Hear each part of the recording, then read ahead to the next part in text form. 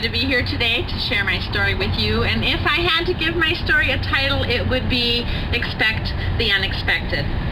About 5.5 years ago, I had an abnormal mammogram, and that marked the beginning of my journey with breast cancer. That mammogram had shown microcalcifications, little white spots that in the majority of cases turn out to be nothing. So I thought there was nothing to worry about. But my biopsy came back positive for breast cancer.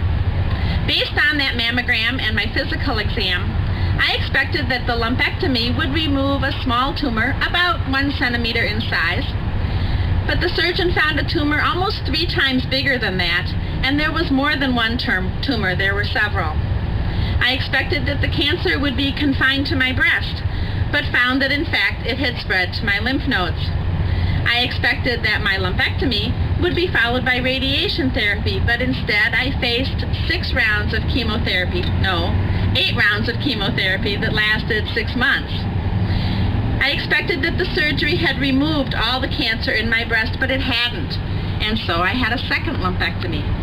I expected that the follow-up mammograms, ultrasounds, and breast MRIs would be conclusive about the presence of any cancer remaining in my breast and about the possible presence of cancer in my other breast.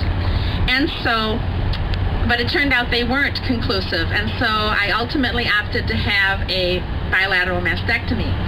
Since then, I've been taking hormonal therapy to reduce my risk of recurrence, and so far so good. Some things, however, did go as I expected. I expected to get a lot of loving support from my husband Kevin, from my family and my friends, and I did. And I expected that my doctors would use every tool necessary to give me the best possible chance of having a good outcome, and they did. I know that I'm benefiting from research that was done before I was diagnosed with cancer, and I know I continue to benefit from research that's being done even now as I continue my ongoing treatment.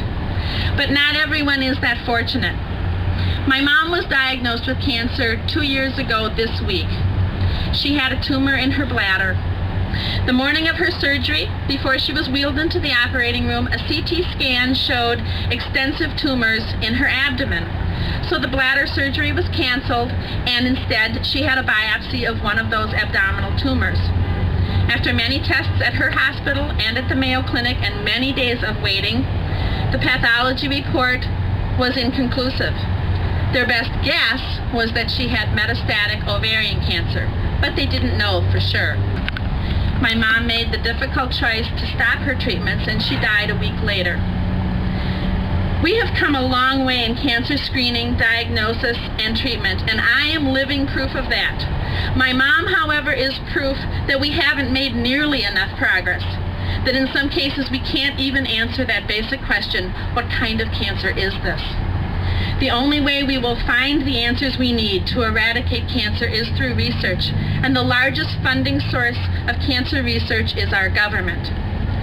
I am involved in advocacy so that my voice will be heard, so that cancer issues will be given the priority that they deserve. I miss my mom. Her voice is silent. But I'm asking you to join your voice with mine. If one person can battle cancer, a nation can rise up and defeat it. Thank you.